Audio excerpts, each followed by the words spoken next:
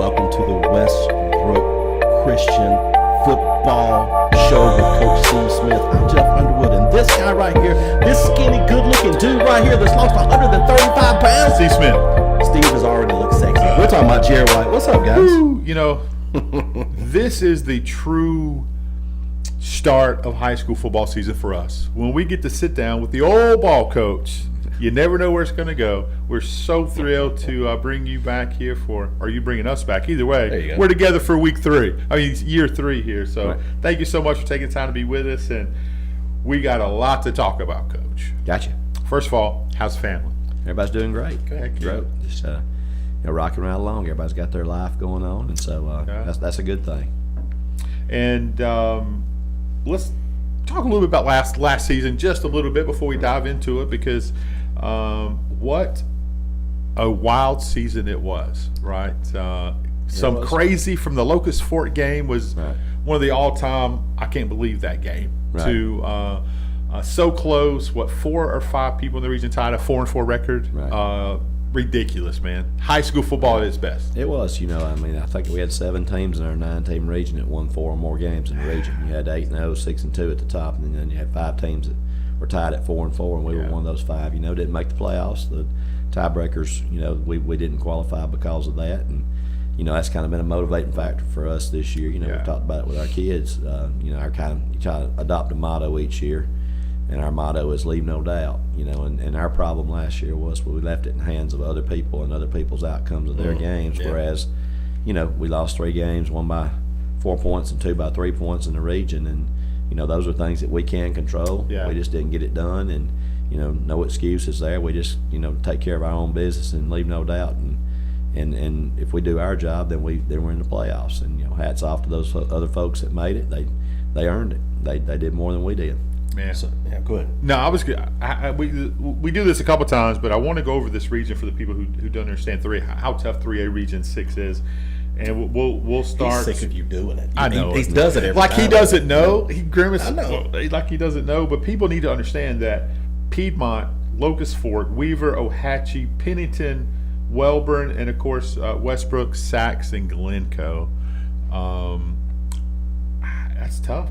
That's just absolutely tough. And you look at the two teams at the bottom, Sax and Glencoe. I think they're both going to be better this year. They are. I think Bailey Blanchard is going to do a great job over there, and a lot of expectations. They got some talent for sure. But wow. Well, and I thought I knew you'd probably come with how tough the region is. So I was going to come with some other facts for you. Please. Did you know that within our region since 14, so in the last 11, 12 years, I think every team in the region has made at least 1 quarterfinal appearance.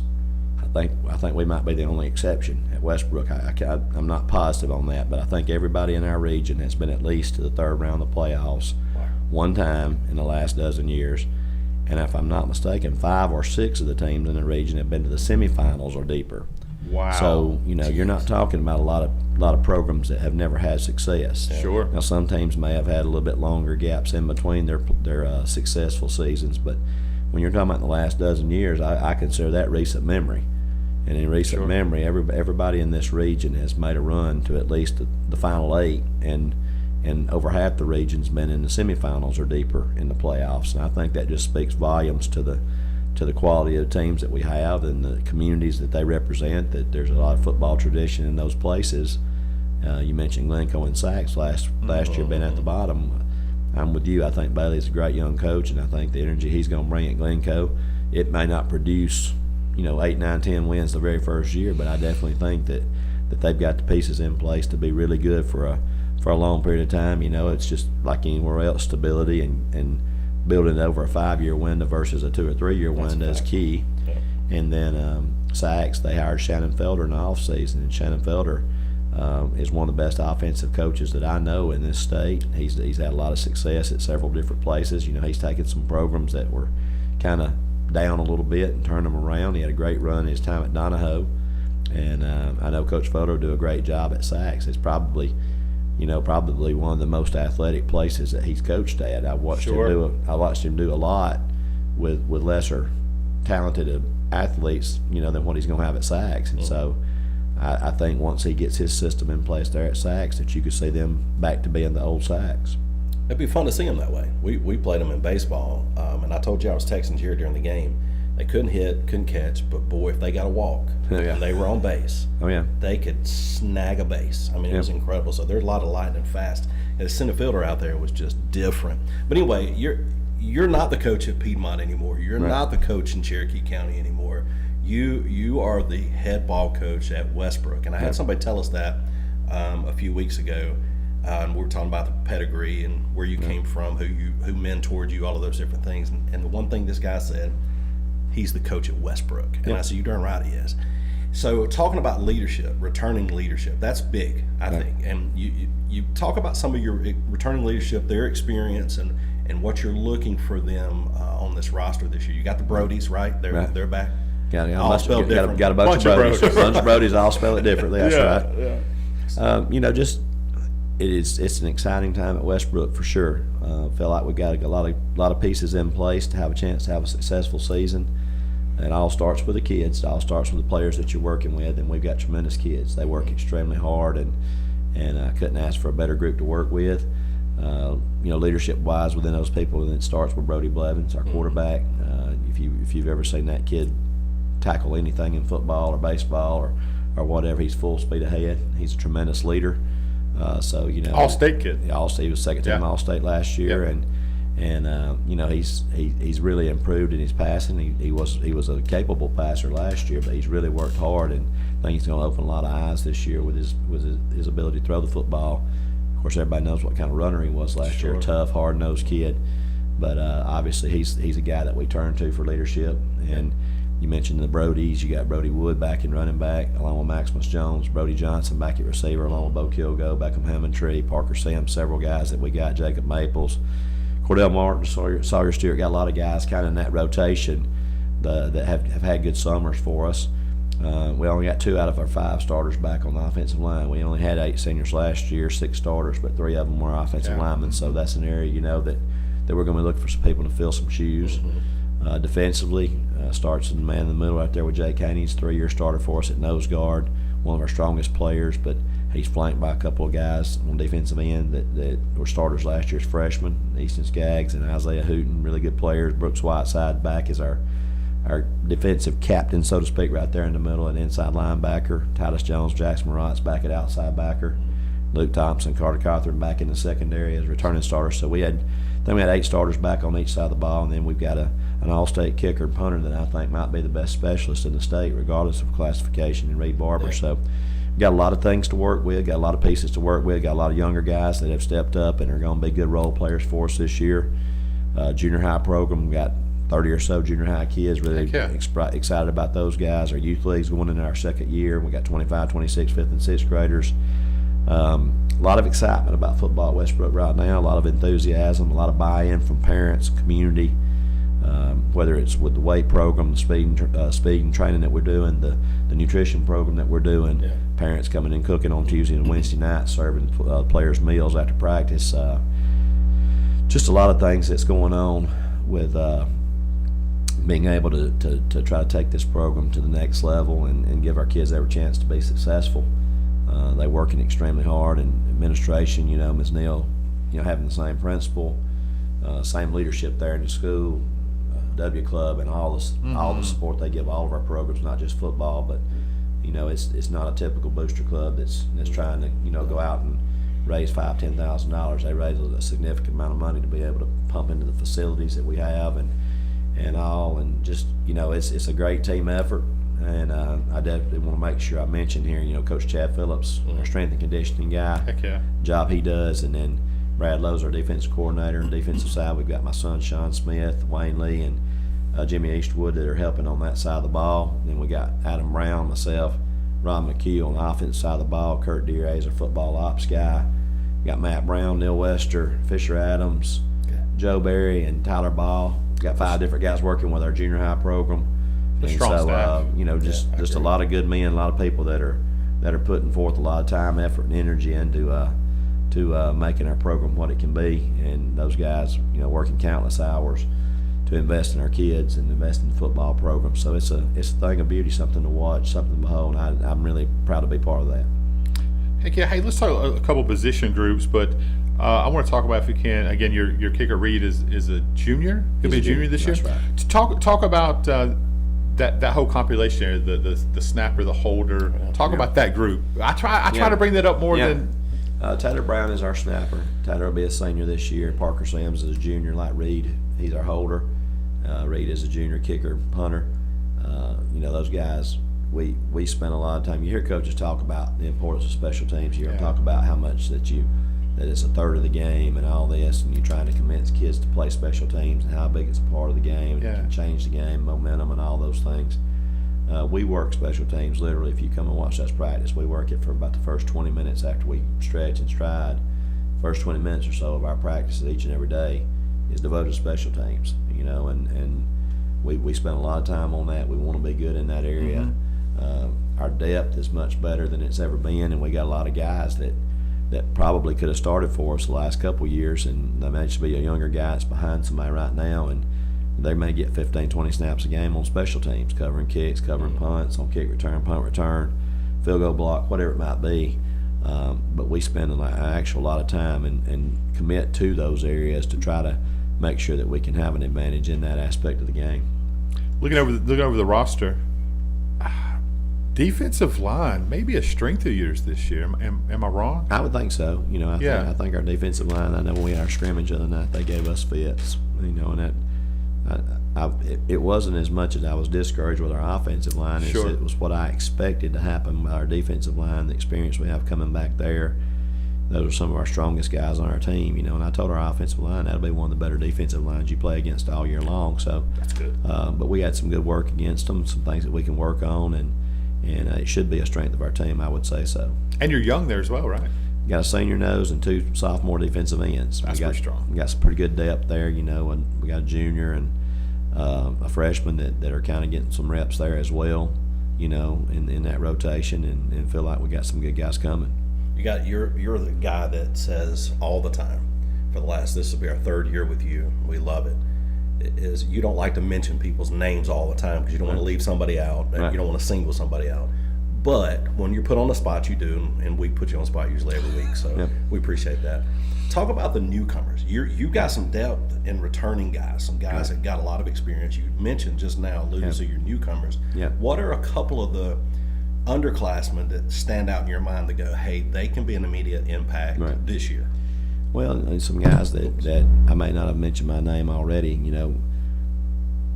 We've got Jerry Zarang. Jerry's the kid that's a junior. Jerry is one of my favorite players because he gives you everything he can every single day. It's just he's the second guy here, he's the second guy here, he's the second guy here. There's somebody in front of him at those positions, you know, but we're scratching and clawing, finding every way that we can to get Jerry Zarang on the field because he's a winner. He's a hard-nosed kid. He's a player. But he's somebody that you maybe have not heard a whole lot about, but he's going to be somebody that's going to turn some heads. In the secondary, we've got some guys, Gavin Michael, Maddox Mooney, they're not returning starters, but they're returning players from last year. They'll be juniors. Justice Jones has been getting a lot of work. Sam Legg is a kid that a lot of people have talked about over the years. He's a freshman this year. Jackson Clow's another freshman this year that has been working their way in the rotation. J.D. Holt's a kid that's a really good player for us. Noah Meredith, Jonah Meredith, those are kids that have come a long way and made significant improvements that you're going to hear some things out of this year. Cason Patterson's another receiver we got that's been working his way in. Winsley Shannon, a young running back that we've got that I think could be really good one day. He's just got to get some experience. Luke Armstrong's a kid on the offensive line that we expect big things out of. Jack Larkin, another offensive lineman that we're having high expectations for. So I just named a bunch more people, and I'm sure when I named all those people, somebody saying, well, Coach didn't name my name. Sure. But you will throughout the year. Cash Standridge is a kid on the defensive line that really has been impressive thus far in our fall camp. He's one of our quicker guys off the ball, just trying to find the right place. Jonathan Hirschman, inside backer, is a kid that we really have been impressed with his work ethic over the last couple of years, but again, trying to find that place for him to fit in, what he actually does best, But every one of those guys I mentioned, just big time effort guys, give you everything they got. I tell the kids jokingly all the time, you get 55, 60 kids on a team, there's going to be a couple on the team that you just don't really care for them and don't really like their attitude, their work ethic, and I always tell the guys I like everybody on this team but one. I say that to them, just kind of lay them on the edge, but realistically, this is a great group of kids. I really love being around them. I love being around them at practice every day. They come and get after it in the weight room when that time comes up. Not trying to set us up for failure, but it really is a group of kids that I thoroughly enjoy being around every day, and they want to be good, and they want to give you everything they can. And man, when you come to work, and that's what kind of kids that you're working with, it's good. Sure. Makes sense. He's sitting there, and he's named 35. Dude, he's 35 by first and last name, positions where they're playing. He knows their GPS, their address. How many coaches, this question for you, how many coaches have we interviewed over the last 5 years, the last 25 years, that can sit there like this guy and name 35 ball players, first and last name in position right off the bat? There's only one that stands out to me, and that's because he's kind of like a little Rain Man, Ryan Locke. He's a little different. Coach Locke, we're sorry, buddy. Yeah. Yes. Hey, you got two kids, if you don't mind talking about. If we were come up with an all-name team, right? Those Jones brothers, Titus and Maximus. Well, there's three of them this year now. Justice is a little ninth grade brother. Oh, I didn't realize. I thought he was in eighth grade for some reason. I knew there were three of them, but it's a unique situation here. I've had it happen 2 other times in my first 30 years coaching. We actually got 3 brothers on the same team. Or I had it, like I said, had 2 other times, but we got Noah Meredith, Jonah Meredith, and Luke Meredith that are 12th, 11th, and 9th. And then we got Maximus Jones, Titus Jones, and Justice Jones that are 12th, 11th, and 9th. So, wow, that's crazy. Having 2 families that's got 3 brothers on the same varsity team at the same time is pretty cool. Heck yeah, I didn't realize that. I remember watching Justice play last year, down a level. Yep. But for whatever reason, I didn't realize he was a freshman. Somebody just commented, "Don't forget the statistician. He's a Jones." Yeah, I try not to mention Brant too much right there, but hey. But those 2 brothers, I really can't speak to Justice, but those other 2, they're dogs. Yeah. Absolute well, dogs. Justice, like it is a lot of times with the little brother syndrome. I mean, he's had to play with his big brothers. Justice is going to be just fine. I can tell you, he's going to be all right. Going to be oldie tabby. Their mother, Miss Jessica, she's one of our administrators. She's our middle school principal. Oh, okay, yeah. And if I'm going to put a plug in for Brant, sure. One of the best things that he's ever done is help bring those 3 in the world. I'm very thankful to Brant. I'm very thankful to Brant that he fathered those 3 boys. Sorry, I could go in a whole different direction. Hey, let's stay before we dive more into this team. Let's talk about your Pee Wee program. I know you're very passionate about that, and it's a lot of work, but that's what it takes to build a program. That's it. And we started that a couple of weeks back, and we play our first game I think next Tuesday night with them, and we've got a good group of young guys again, 5th and 6th grade guys. So when you're talking about 25, 26 kids, it's just in our school. Yeah. That's good numbers for us. Sure. Our 5th and 6th grade classes, we get the majority of those kids out to play, and just the extra step that you see, the bouncing their step to walk around with a Westbrook jersey on. Heck yeah. And Westbrook's been known for athletics for a long time. Sure. Just not a whole lot of football tradition. I mean, there's been some. I've said this before. There's been some 10-win seasons. There's been some region championships. There's 97 state runner-up. But just from a traditional standpoint, it's been kind of hit or miss a little bit with the very successful seasons. But if we're going to build something and you're going to sustain it for a period of time, you got to get it started with those young kids. And We had a good 5th and 6th grade team last year. I think we'll have a good squad again this time, and those kids are feeding into the middle school program. I think we'll have one of our better middle school teams than we've ever had, and we've had some. Last 3 years, I think we've been like 7-1 in our middle school teams, and so fantastic. I think this team's got a chance to be one of the best ones that we've had come through, at least while I've been there. And then playing the JV schedule on Monday night to get kids more experience, and then playing a really tough varsity schedule. You know, our 2 non-region games this year against Mumford, which is a traditionally strong 4A school, and then Tryon, Georgia. Don't know a whole lot about Tryon other than they've had double-digit wins, I think, 4 of the last 5 years. So we know that we're going to have a tough task there, but sure, being able to play that kind of schedule and being able to start our youth league kids. I think our youth league this year, I don't make that schedule. I do help coach that team. Did that last year and going to do it again this year because I just want to be invested at the ground level. But when they handed me the schedule, I was like, well, where's Hoax Bluff? Where's Glencoe? Where's Piedmont? Where's Sure. Gaston? yeah. Those are the kind of teams I look up, and we're playing Penson Valley and Pee Wees. We're playing Springville, and you know, I think Springville might be a little rivalry with Westbrook because they played in some other sports. Yeah, I get that. But you know, I looked at some of those people on that schedule for the youth league, and I'm like, where's the people that's like our size? Yeah. You know, but again, great challenge, and I'm expecting our kids to step up to that. Yeah, you're not backing down. No. You don't care who you play. You don't care who you play. You talk about the Pee Wee team, the junior varsity team. How would you characterize and it's not rebuilding because Westbrook's always got strong sports, strong athletics, strong student bodies, strong academics, everything. Yeah. But it's like the reputation is preceding you more so now. There's Right. more expectation now. There's people talking more. Westbrook's on the top. Their top mind awareness now when it comes to football. Right. Part of it's because you're there, and you can't take that factor away. But you've done a great job developing these kids. So, how is the momentum? What are you feeling? I mean, is there excitement from the younger kids? Right. I mean, the student body. I mean, what are you feeling? Oh, yeah. As a coach. Yeah, I can definitely sense some energy there with excitement from within the student body, within the kids in the Heck yeah. program. Again, I talk about pride in wearing a uniform, wearing a Westbrook football jersey, and I can sense it within the faculty. I can sense it within the student body. You know, everybody's looking forward, excited to. You know, tomorrow night for us is just a jamboree, but everybody's excited because we're going to play somebody different. You know, Yeah. so I definitely can sense that type of thing, and I'll just say, you know, a lot of times with our situation, being a private school, there's a lot of people that think people flock to Westbrook because we can quote recruit. You know, I've always said the differences in private schools and public schools was not necessarily who you brought in, it's who you could keep out because you can restrict your enrollment. Sure.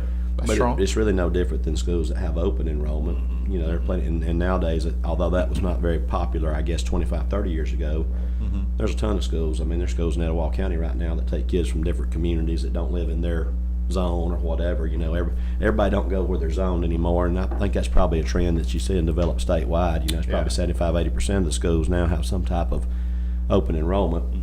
So, but at our place, because people do have to pay to go to school at Westbrook, I mean, tuition is what kind of keeps the school up and running. You know, you see some people that actually get recruited away from Westbrook for whatever reason, you know, ball or just going to school for free versus not having to pay.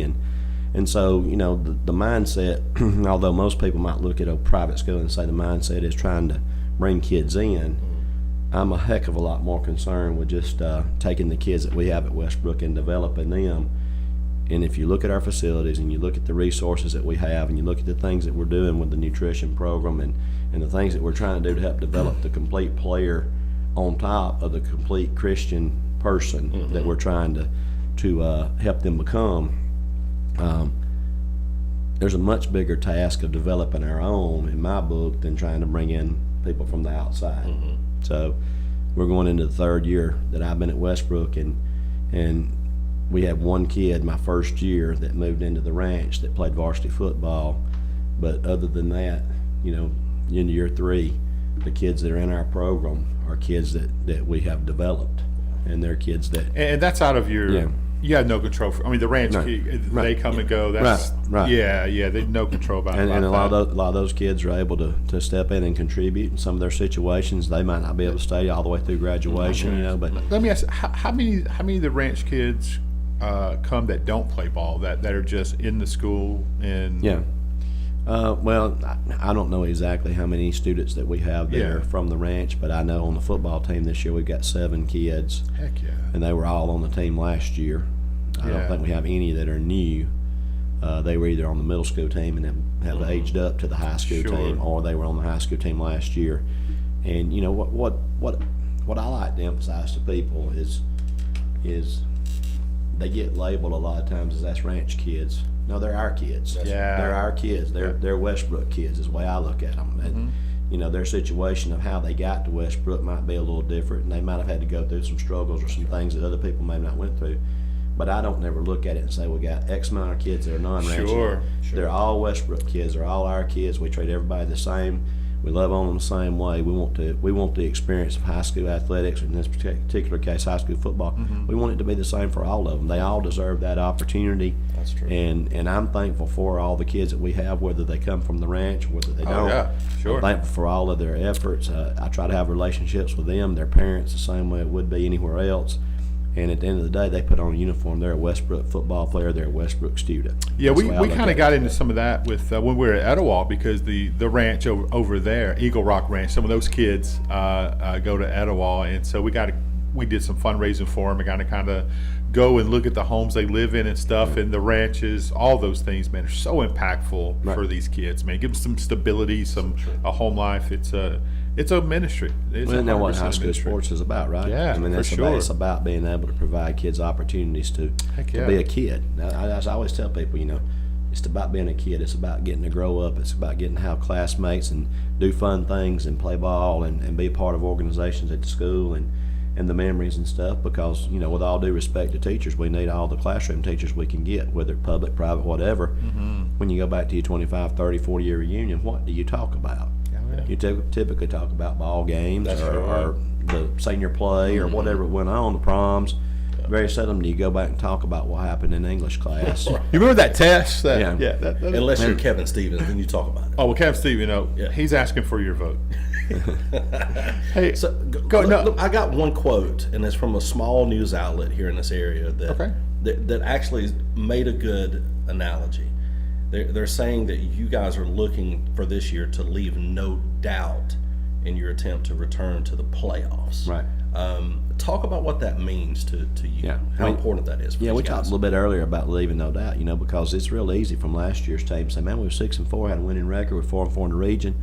We got left out of the playoffs. Well, we got left out of the playoffs because we did not take care of business in the games that we needed to win. Yeah. Plain and simple.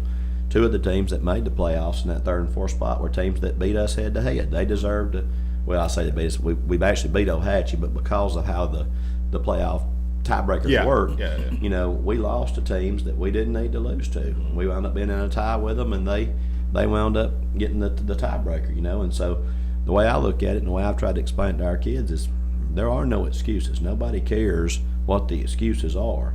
At the end of the day, we didn't win the games that we needed to win to be able to qualify for the state playoffs. And so this year, instead of it being, I put it this way, we went to week 10 last year at Welborn, and we needed to beat Welborn, and we did.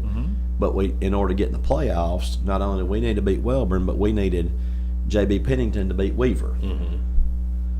Well, they didn't. They did. And so we went and took care of our business, but because our fate was in the hands of somebody else, we didn't make the playoffs. Now, mind you, 1 week earlier, so Weaver got in and we didn't, right? 1 week earlier, Weaver come to our place and scored on the last play of the game and beat us. So if we take care of business the week before against Weaver, we're in the playoffs. So we can't blame it on the fact that J.B. Pennington didn't beat Weaver. We had a chance to beat Weaver the week before, and we just didn't get it done, you know. And so that's what I've tried to emphasize to the kids, you know. There are no excuses. Nobody cares about your feelings. Nobody cares how close you came. End of the day, had we beaten Weaver the week before, we would have took care of business. J.B. Pennington also beat us the week before that by 3 points at their place. Had we won either one of those games, we'd have been in the playoffs as a number 3 seed. But we just didn't take care of business. We didn't do what we needed to do, and hats off to Pennington, hats off to Weaver. They won those games. That Locust Fork game, though, hurts. And that was early in the year. It was like week 3, but that was the night we had all the storms. I don't think we started that night till about 9 o'clock, and then I don't need to say this from the HSA, but we didn't finish till pretty late. Sure, yeah. It was pretty late. We caught a lot of that game. We were coming back from Falkville, so we were able to listen and keep up with the score and stuff. And it was just there's a lot of people got to listen to all 4 quarters of that game after their game. A lot. It was a crazy game. Right. Was Piedmont the best team you played last year? I would say so. Yeah, they were. They were really good, and they kind of handled us at our place. That was a game that we kind of got off to some good start and had some chances, and then they made a couple of plays where they just made the play, and we didn't seem like we had a kickoff maybe that fell in between second line, third line, and we didn't get on the ball in time, and they got some momentum on that and had a big touchdown run out before halftime. That game just got away from us, but they were really good. They were 13-1 semifinal team. That's the reason I'm bringing it up. They played for a North Alabama championship. Yeah. And I think the score was closer. I mean, the game was closer than the score indicates. I don't think you were that far off. From. And in their defense, now their quarterback didn't play against us. So they were playing a freshman quarterback last year, a good player. But they come into our place and they beat us 35-10, beat us pretty soundly at our place. Yeah. So I just look at it as we got to get better. Pinto still got eligibility? How's he still got eligibility? Yeah, that's a good question. Yeah. I think he's got one more year. ready to get him out of there. Hey, let's talk about something a little different, kind of off football just a second. And you've really named your staff, but you got some support staff, some workers that don't necessarily. We try to talk about everybody. We know how important everybody is. From the Steve Smith special in the concession stand, right? That popcorn and Dot Coke. Did that ever happen? What's that? Your special. We talked it up. It never happened, did it? It happened. It just don't happen at football games. I get the special when I go. But to if a we soccer walk up game and say we want Steve Smith, they're gonna know what we want. Make sure you see Miss Leah on the home side concession. Okay. She'll know what it is. I got it. Yeah. But you got a lot of people who work behind the scenes. Right. No fanfare, no credit, but they're very important to the program.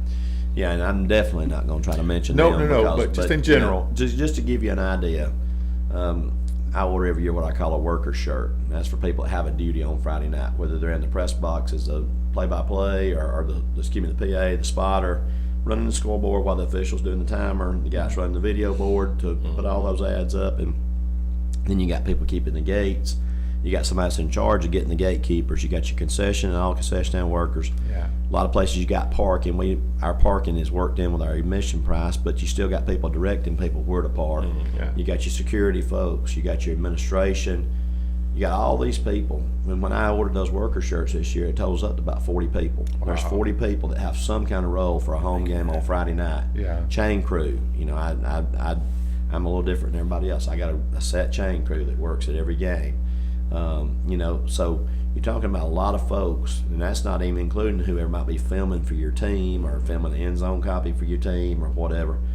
About 40 people that it takes to put on a game right off the top. Then you got all your booster club folks and the support that they're doing either financially or through extra things that they're providing for the team. You got your bus drivers when you have road trips that are, for us as 2 coaches that don't coach varsity football, but they drive the buses for varsity football when we go. You got all the folks that are behind the scenes. Like this morning, we practiced this morning, and we had a group of parents that were there and had pancakes, bacon, sausage for all the kids to have breakfast before they went to school. You got those people that are coming to serve meals on Tuesday night and Wednesday night. You got people that are stocking up the coolers with protein shakes and snacks and fruit and things like that for them to grab and go on Mondays and Thursdays. Just on and on and on you can go with people. Somebody asked us, well, coach, all together, players, coaches, managers. We got 6 or 7 little 5th and 6th grade football players. That's my managers.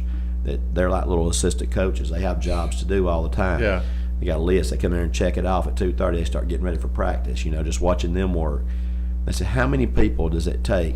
And I said, between the players, coaches, managers, all the parents that are helping out, the people that's preparing meals when you have road games to feed them a sack after the game, between all the folks that's working behind the scenes to get ready for a game and feeding the team during the week. So you're probably talking about 150 to 200 people that have some kind of role. Yeah. And we talk to the kids and we talk to them all the time about just doing your job. Well, when you're sick and you're not there, I try to have sympathy. I tell them, if you're sick, you still need to be there. But when somebody's not there, whether it's sickness or whether it's a court appearance or whatever it might be. Your job still has to be done. It's just somebody has to pick up the slack and do your job. He said court appearance because he's been at some schools. Well, hey, not Westbrook. I had a player that was gone to driving school the other day for getting a speeding ticket. You know, that's his way. You know, but he got back by the time practice started. But you know, having that issue and having a coach every now and then that has to make a court appearance for a fine or a ticket. You know, again, when those people are not there, life happens, right? Yeah, sure. Life does happen. You're in Rainbow City. Just give the mayor a call. We see you watching. Hey, but when those things Mr. Mayor? He hates that. when things happen, you know, somebody's got to take up the slack and do that job, and so that's something that we try to, you know, present to them that everybody has a role. I'll ask that question just a second, but and the reason I bring that up because I know how appreciative, because we've had those talks, how appreciative that you are for everyone. Right. And you may not get to say it every day, Right. but you're so appreciative to the everyone that makes that go. Yep, sure I am. You may ask it. No, you see, I see it. you We'll see Brett make that comment Davis. in a minute, yeah. So we're being requested to ask you, how mad do you get when they don't reset the play clock correctly? It's happened before. It's happened a few times before, but you know, I like to kind of take my time. 40 is a lot better than 25. You know, If you get 40 every play, that other team will get the ball. yeah. So, Mr. I didn't realize this. Brett Davis, he played under Tony Osborne there at Westbrook. He's I a did Westbrook not know alum. that. I did not know that. How about that? We told you for the show. That's a dude. If he didn't live in Piedmont and he lived in Southside, Coach may be campaign manager for you. I tell you, he ain't got time. He's busy. Coach is busy. He ain't got time to campaign. Coach for you. Osborne's a legend. Oh, my I love gosh. some Tony Osborne. He Heck, and I go way back to when he was coaching Westbrook. Right, I guess when he first started at Westbrook, and I was at Cedar Bluff. Yeah. So thank the world of Coach Osborne and the job that he did for like 20 plus years at Westbrook. He set the standard, right? He did. Now, is it Jack Osborne Stadium? Is that what? Jack Osborne Stadium, but I don't think that Tony Osborne. I don't know that there's a relation between Jack Osborne and Tony. I've asked that question before. I just assumed it was. I did as well. To be Well, I honest with mean, you would, but I'm not positive. I'm not positive it's spelled the same way. But Okay. But again, I don't know exactly the relation or lack of relation there. But I do know Coach Tony Osborne really well. And Tony has an E on in his name, doesn't he? Tony and Jack think Osborne so. Stadium's in. Yeah, I right? think so. No And E. I think Yeah. the Osborne on the stadium was the Osborne brothers that was up here Yes. in Yeah, yeah. Gadsden. So Okay. I don't think that relationship Okay. exists there, but it kind of coincidental with the name That's cool. similarity. Let's go. That's speaking of Jack Osborne Stadium. We'll just go there real quick since you talked about your volunteers, your workers that make it happen on Friday nights. That's an intimidating place. When visitors come in and they see the facilities there, Well- because a lot of these guys, truth is, they come in. We did it when we went to school. You did. I know at Etowah we'd go into these other places that had it put together, had everything, and you walk in and go, man, Yeah. if we just had this. It's a well-oiled machine. Well, for I sure. think I will say this is obviously nice to the eye, Sure it is. not intimidating yet. That's the goal. We want to create an atmosphere that is an intimidating atmosphere, but you only do that when you start putting a team out on the field that's a dominant team. So you know, I do think people appreciate visually what they see when they come to our facilities, and I'm very proud of it for sure. But you know, there's a ways to go before it becomes an intimidating environment. Although that's what we are trying to create. Well, Piedmont wasn't always like that when you got there. It was it built into that, and it's not an overnight That's a process. beautiful place to walk into as well. Oh man, That's no, sharp. Yeah, looks good. it's fantastic, but you're a very competitive guy. Let's be real, right? I think we've established that you're a very, very competitive guy, and you've done this for a long, long time. Right. So close to 300 wins in the state of Alabama. You think about that at all? I mean, that's a very, very impressive number. Not really. Yeah. I can tell you a whole lot more about the losses than probably the wins, but There was only 90 of them, Coach. I can remember all of them. I believe you. But again, that's a fault that I have that I've tried to get better with over the years, because when you really look at high school football and you realize how difficult it is on a Friday night to go out there and get a win, if I could do anything differently, I probably would have celebrated the wins a lot more with my team. Yeah. But the coach in me was always never satisfied, look to the next one, which that's the way we're all programmed and all wired. But I am very thankful for the longevity of getting to do it for a long time, and obviously thankful for this opportunity to have at Westbrook now. I've mentioned many times on the show, Cedar Bluff, Piedmont. Sure. I couldn't ask for two better places to be at prior to. Great people, great administrations, outstanding kids to work for or work with, and just I've been very fortunate because I've never had a bad job, and that's what everybody can't say that. No, I got a lot of coaching buddies that if they could erase a 2 or 3 or 5 year part of their history, they probably would. Yeah. I'm going into year 31, I think, as a head coach, and I can honestly say that they've all been true blessings to me. I've been really, really blessed to have those opportunities and working for great administrators at each stop and having great assistants, loyal assistant coaches and fan bases and people that support it and outstanding kids at all 3 stops. I mean, very, very few kids that I can't just tell you that I was extremely proud to be their coach. And the number, the wins and stuff is obviously something that I'm proud of. Sure. But, it's not something that drives me as far as there's not a number or a particular milestone or nothing. I just wish that I could have done a better job of helping the team and the ones that we didn't win. Wow. And we'll get off the loving on you a little bit because I really like it better when we go at each other. Yeah. But, yes. And I'm setting the stage after the shows too. You guys get arguments sometimes. Not arguments. We you do. No, we don't argue. Yeah, you do. Do we argue? Yeah. Disagree. Yeah, passionately, respectfully though. There you go. Very respectfully. That's a diplomat. Because I only like to go back and forth with somebody that I respect their opinion and respect them. Sure. I don't give other people the time of day. I don't care, but Is that why you don't talk to me much? because the line don't really care about the opinion of the sheep, to be honest with you. But I do care about the position of the lion. 62 and 22 in the playoffs. That is so impressive. That's crazy. What's been your biggest when you get to the playoffs? It's a new season, right? You turn the pages here. God, what's the mentality once you get to the playoffs? This is our focus, and your record speaks for itself. 5 state championships. Right. What's that secret sauce, Coach? Besides good players. Well, no. First off, there's 22 of them years that ended with a loss. There's 22 of the years that you ended up crying and putting your stuff up, right? Yeah. I do think part of the evolution that I've had as a coach over the years is understanding a little bit better of how to prepare for a 15-week season versus the way I started, which was just wide open. In the beginning, we had as many days of 2-a-days as was allowed. Basically, you went 2-a-days every day when I first started coaching until school started, and then you backed off to 1. Yeah. And most of the time, those practices were in full pads, and you just beating each other up, scrimmaging on the Fridays. Yep. That was because that's what we knew. That's the way we did it, right? Mm-hmm. And I realized when I was at Cedar Bluff, we couldn't hardly ever get over that 3rd round hump. And I got to trying to figure out what the deal was, and it came back to me at a coaching clinic I was at, and a guy spoke, and he talked about, what good is it to be great week 2 or 3 if you're so beat up by week 8 that you can't finish the year out strong. And so he had some ideas on football, and I started listening to what he was saying, and basically giving you the quick overview.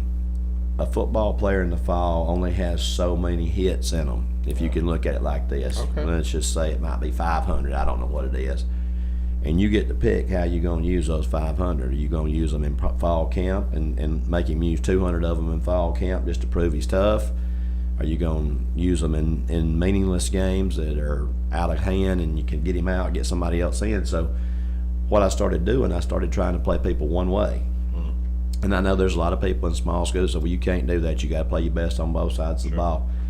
I really believe over the last 20 years or so, the teams I've coached have been more successful than they were prior to, because we had more kids that by the time you got to the end of the regular season, they had 10 games under their belt, whether they were starting on offense or defense. I see, yeah. You had built some depth, which made you be able to withstand injuries a little better. Now, heck, there's not a school in this state, 1A through 7A, if you get the right person hurt it don't make a huge difference. Right. I mean, even the 7A schools, if the right person goes down, it makes a huge difference. Sure.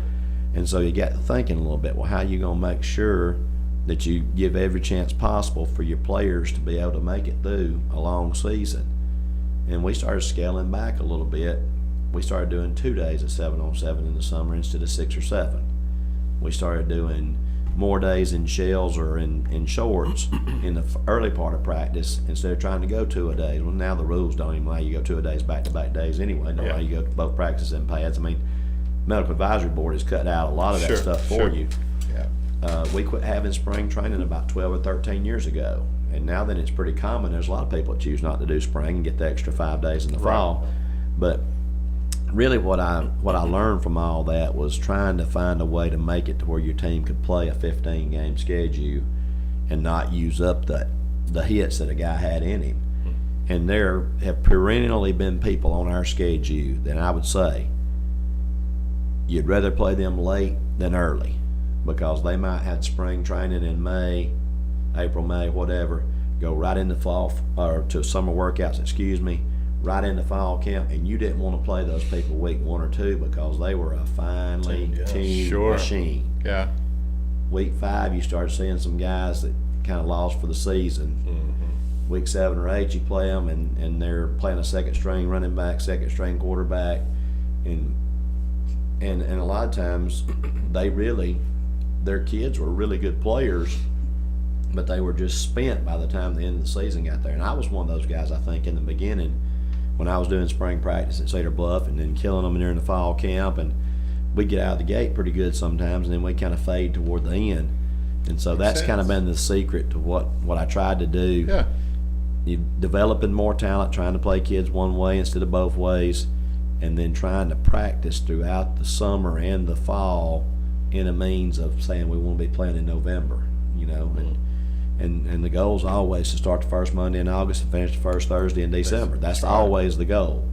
And, to do that, you got to be able to have kids available. I always say the best ability is availability. And if they're not available because they're beat up, then, and I still have some old school coaches. I got some on my staff, that probably I wish we'd do more good against good, more 1 against 1. Yeah. And I get it because they grew up the same way I did. Just, survival of the fittest type things.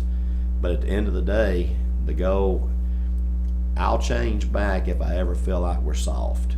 If I feel like we're soft because we're not getting enough physical work, then we can always go back and implement a couple periods of Oklahoma drill if we need to. I couldn't imagine Wyman Townsville coaching in this era, and some of those coaches, And look, there's a lot. I will say this: you go back, you check your AHS, FHS site. There's a lot of great coaches in this state that won a lot of games. Mm-hmm. And if you go back and look, they never made it out of second or third round playoffs. And it wasn't because they weren't great coaches, but a lot of times their teams would be so beat up by the time they got to that point. Sense. I played for a guy, Coach Johnson. He used to tell us if he had more than 35 or so, he wasn't working them hard enough. And and he got to a couple of state championship games in his coaching career, but he was hard nosed. So that's like what Jeff's preaching. See, we got more than 100 in here, you ain't preaching hard enough. That's right. That's what you do. Hey, but before we close this out, Coach, and Jeff can go over our sponsors, I always like to talk about some different games. We have some huge top 10 matchups in week 1. What's your thoughts on some of those kind of games? Not asking you to pick the games, but just looking at some of these games. I think it's great. It's exciting, isn't it? The good part about us is you can play those games and it does not affect your ability to be in the postseason. Right. On the college level, if you play too many of those big time matchups and you got a lower ranking, and I hear all the people all the time talking about the SEC only playing 8 conference games. The 8 conference games the SEC teams play is better than the 10 conference games that other conferences play, right. Top to bottom, right? Yeah. In Alabama this year, everybody talks about the scheduling. Well, they got Florida State as a non-conference. They got Wisconsin as a non-conference game. That's 2 Power 5 teams. Went to Florida State, went to Wisconsin last year. They're not afraid to schedule out of conference opponents, but not very many of those people that complain about the SEC play LSU, Tennessee, Auburn, Georgia, those people in the regular season. You look at Alabama's schedule, by the end, they're going to have 7 or 8 people on their 12-game schedule, they're going to be top 25 teams. And let me say this: that Wisconsin team in a couple years, Yeah, they're going to be fantastic. right. But Just throwing out there. You go to any Big Ten school that's complaining about the SEC Sure. playing 8 conference games and find any of those schedules that are more competitive than what Alabama's schedule. That's why they're consistently in the top 5 in strength of schedule. Mm-hmm. So the good part about high school football is if Gadsden City wants to go play Muscle Shoals, I think that's great for high school Heck football. yeah. Because Muscle Shoals is a great program, Gadsden City's a great program. What a horrible trip that is, though. Yeah, Oh, my but goodness. you see what I'm saying, though. I'm with you. There's I wanna nothing. There's nothing to lose. I by want to Gadsden throw a City couple of playing. these games at you. Okay, not ask you to pick. I just want intriguing games. They're not asking you to pick a winner. That Maplesville Fife game, Yeah. very intriguing game. Yeah. But I was looking at all of them. I was really excited for Jackson and Saraland. Yeah, I saw More- Jackson's running back suspended Correct. yesterday. One game, right. Well, and it said impermissible benefits. But he on gave amateur gave rugby. it back. Right? Now, he got a gift, but he returned it, so he has to sit This out is one the game. problem that we're going to run into, guys. Yeah. Let's just face it. We say we don't have NIL in high school. Well- In that state of Alabama, HSA is not. Technically, it's that's right. technically not. Yeah. You know, the problem is with this stuff that you see in the college game and these kids at 17 or 18 years old earning millions of dollars. Yeah. Anybody that thinks that's not going on with the premier prospects in high school Sure. is a genuine fool. Yeah. That's going on. No, that's fair. And basically, I think it ironic. This is Steve Smith's opinion. I think it ironic that quite possibly the best team in the state of Alabama, regardless of class, I would let Jackson play against anybody in the state. I told you that last week. I think they've got 7 D1 commitments They on do. the team. I'm talking about. I And know that Power quarterback, Five. Duckworth. Jeez. They got. I think they got 3 committed to Coach Belichick at North do, Carolina. they do. They got the running back. They got the quarterback. They got. I would let Jackson line up and play any school in the state of Alabama, right? I think it ironic that they happen to have their biggest game of the year right out of the gate versus Saraland, who's Yeah. also, and their 5-star running back. Somebody happens to blow the whistle that he took something he shouldn't have took. Yeah. Yeah. And so he's going to miss that game. I would love to see that game with both teams fully stocked. I honestly believe that. I think Saraland been about a touchdown They last did, year. yeah. And that was with KJ Lacey at quarterback, and He could spin the beans, right? man. So Saraland was a 6'8" Yeah. runner-up last They year, were. was it? Yeah. And that was Jackson's only loss. I think it was 35-27, something like that. Jackson is stupid good. But I would love to see that game with both teams fully loaded, and I think the running back being out. It's gonna. I had picked Jackson in my little pick'ems that we do with coaches or whatever. Yeah. I had picked Jackson to win that game. I agree. I already locked it in. So now that I'm playing a man down. I'm still okay with that though. That team is more than just one play. right. But let's look locally. How you not look at Cherokee County Piedmont? Great rivalry game. Jeez. I've seen that from both sidelines. Yeah. Being a Cherokee County graduate, Piedmont Yeah. coach for all those years. Centerman of the last 3 state championship games in 4A. And I kind of given them the label till somebody beats them in 4A North. agree. They're the team to beat to get to the championship. Now, unfortunately, whoever gets there is going to get to play Jackson. And I don't know, Surprise! I don't know that. Here's your gift. I don't know that that's a great reward, but Yeah. the job that Coach Jacob Kelly's done up at center has been tremendous. Tremendous, yeah. Building that program into a perennially one of the teams to contend for the 4A championship, and I think Coach Miller's doing a great job at Piedmont, and that team's Yeah. always going to be a team that's going to have to be reckoned with to make it to 3A finals. So, Nationally, Hoover IMG. Hoover's going to win that game. I'm telling you, Hoover wins that game. I'll take Hoover.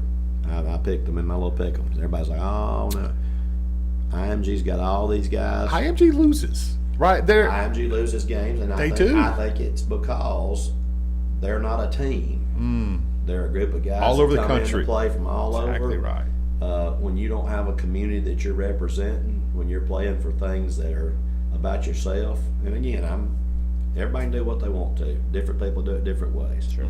But when your recruitment and your notoriety and your publicity trumps that of a community, of a school, of Yeah. kids you've grown up with, I don't care to be a part of that. Like I said, there are other people that do. There are other people that their number one focus is about their child's development, Sure. their child's recruitment. Yeah. And I think that's such a sad thing because it puts so much undue pressure on the kid. The greatest joy for me as far as high school sports went was the kids that I got to grow up with and play with. Those memories, and yeah. us playing behind the bleachers at the ball games when we were little kids, Right. waiting to get our turn to put a jersey on and be the varsity team. And I'll go with the Hoover community and the Hoover tradition and the Hoover sense of pride over the all-star team coming in from all over the country. Here's what I know for a fact. There's 3 kids that were at IMG Academy last year, high-profile, high-ranking, 4 or 5-star kids, transferred out to regular high schools. Yep. And it was for, it's a, I don't know if you've been to IMG? I've never been. You should take a tour. I actually had one of my former players that was a strength coach at IMG a couple years back. Yeah. And so I get to know a little bit about IMG through Josh, but It's different. we've had some kids in Alabama, in the state of Alabama, that have went to IMG and then wound up coming back for their senior year in high school. I think the Asa Martin kid that was moving. Oh, yeah. off of Yeah, I forgot about Austin, him. I think he might have went to IMG and then came back for his senior year, and but it's been. I think a lot of times people get down there and they find out it's not what it's all cracked up to be. Yeah. And at the end of the day, when you're talking about 15 to 19-year-old kids, Yeah. when we're putting them on a pedestal and making their future more important than the culture of the school that they're in and the community they're in, again, everybody has the right to do it their own way, but I think we're making critical mistakes in developing of young men and young ladies as far as athletes when it's all about them and it's all about their future. Now, it's going to make them well prepared to fit into the college world of transfer portal. Sure. But I hate the world of college transfer portal. I don't think that teaches any kid that if I don't get my way or I'm not getting to play enough, I'm just going to go play somewhere else. I don't think that teaches any type of life lessons, but that's my opinion. It's a pretty good opinion. Yeah, that's a pretty good opinion. All right, Coach. All right, so one thing, my last thing, and then we'll go over our sponsors real quick. When people see you that don't know you, right? When we didn't know you, we knew of you and people that knew you. But when we first met you, we were like, this guy's going to be all serious all the time. And then we come to find out very quickly that you have one of the greatest sense of humors. I love it because when we walked in the media day, we won't talk about what you were saying. It was great. But as soon as we walked in, you started busting our chops and kind of made a comment. And I walked in and sat down at the table and said, see, that right there is why I love this guy. Because you didn't care who was around. You just – so with that being said, yes, sir. And you carry that persona, people look different, right? I mean, I'm unapproachable. You may seem unapproachable, but when they get to know you – so I know that transcends to the field house and to the practice field sometimes. Talk about, I know you love humor, so talk about one thing so these people will see or hear. When you're coaching football, what's the funniest thing that a player's ever said, maybe in a field house that you can talk about, or the huddle that just sticks with you to this day and you go, dude, that was one of the funniest stinking things I've ever heard in my life. You got to say. Well, I wish you'd have given me that as a prep question before I came here because I know that I'm going to we don't prep nothing. I'm going to walk away from here and I'm going to get about 2 miles down the road heading back to work and I'm going to think, man, I should have brought up that story. But Sure. Kids, a lot of times they are on eggshells around Coach because they don't know, just like it is with your parents when you go home. You don't know if it's been a good day or a bad day. You don't know where to cut up or whatever. So a lot of times icebreakers and things like that happen.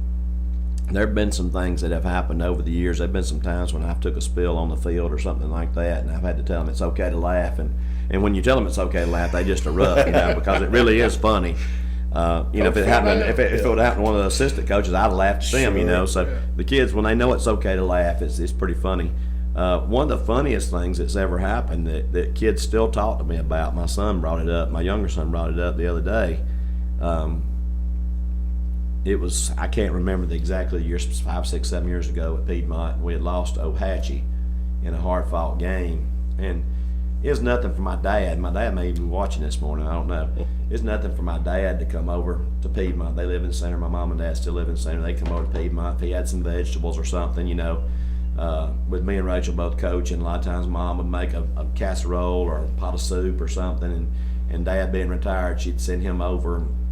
And he'd just come over unannounced to the house and we got a refrigerator on the carport, and he'd leave a pot of soup in the refrigerator or a casserole or something, and he'd come over to bring something that I don't even remember what it was that day, but he decided to stop by the field house at Piedmont and let me know that he had brought it, and it happened to be while we were watching film of the Ohatchee game that we had just lost on Friday night before, so it wasn't a real good mood in the room. Kids, we're kind of getting on them pretty hard, and kids kind of just taking it, and we're venting a lot of frustration, showing the film, and all of a sudden the film door just pops, the door of the film room pops open, and lights come on. What's going on here?